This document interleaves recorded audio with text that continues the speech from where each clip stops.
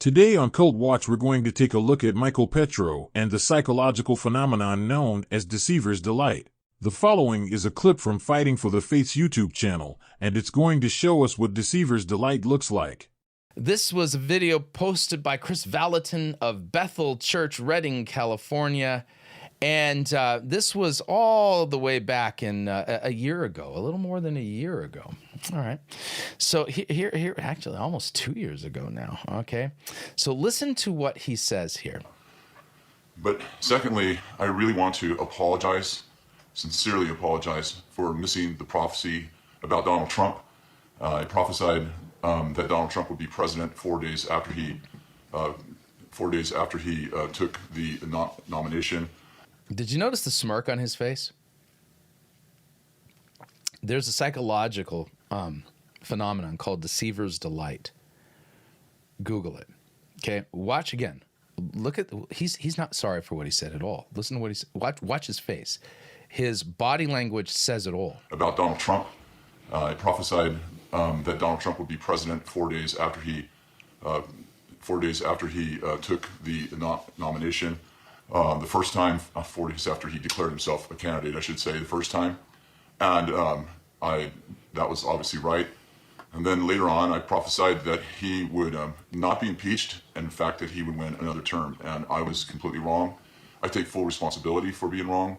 There's no excuse for it. Before we break down what Deceivers' Delight is, let's watch a small part of that clip again. But this time, watch out for the smirk and shifting emotional states between happy and serious. Keeping in mind that this minister is repenting for his false prophecies regarding the 2020 election.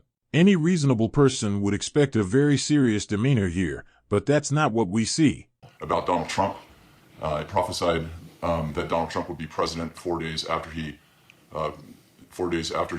took the nomination. The first time, 4 days after he declared himself a candidate, I should say, the first time. And that was obviously right. And there you have it.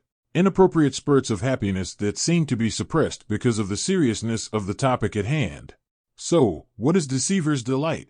According to psychopathsandlife.com, and I quote, "Duping delight is a particular micro-expression a person will display that betrays a sense of enjoyment they are getting out of controlling and deceiving another person. It is a very important expression to watch out for in catching dishonesty in a person. In fact, it is a form of body language pretty much exclusively reserved for pathological character types such as psychopaths.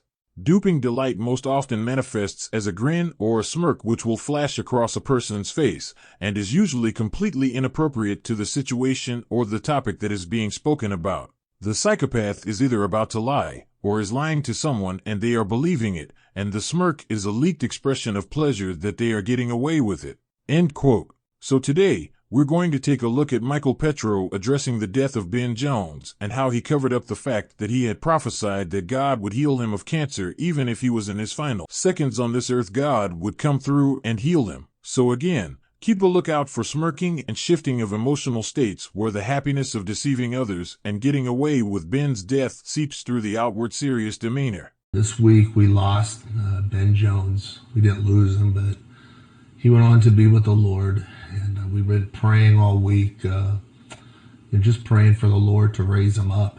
But sort of had a feeling that when Ben got to see into that glory realm, that there was just no coming back.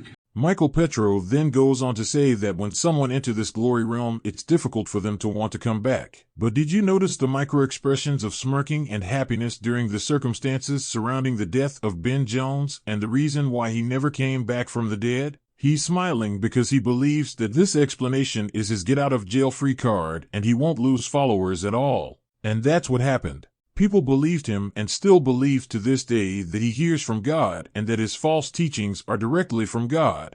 Please pray for them that they may be delivered from Michael Petro and his cult. Before I let you go, I want to leave you with a not-so-subtle example of Deceivers' Delight. The following clip is of an interview with Diane Downs, an American criminal who murdered her daughter and attempted to murder her other 2 children near Springfield, Oregon, in May 1983. Following the crimes, she made claims to police that a man had attempted to carjack her and had shot the children. She was convicted in 1984 and sentenced to life in prison plus 50 years. This is Diane in an interview where she believes that she is getting away with murder. At night, when I close my eyes, I can see Christy reaching her hand out to me while I'm driving, and the blood just keep coming out of her mouth. And that, maybe it'll fade too with time, but I don't think so. That haunts me the most.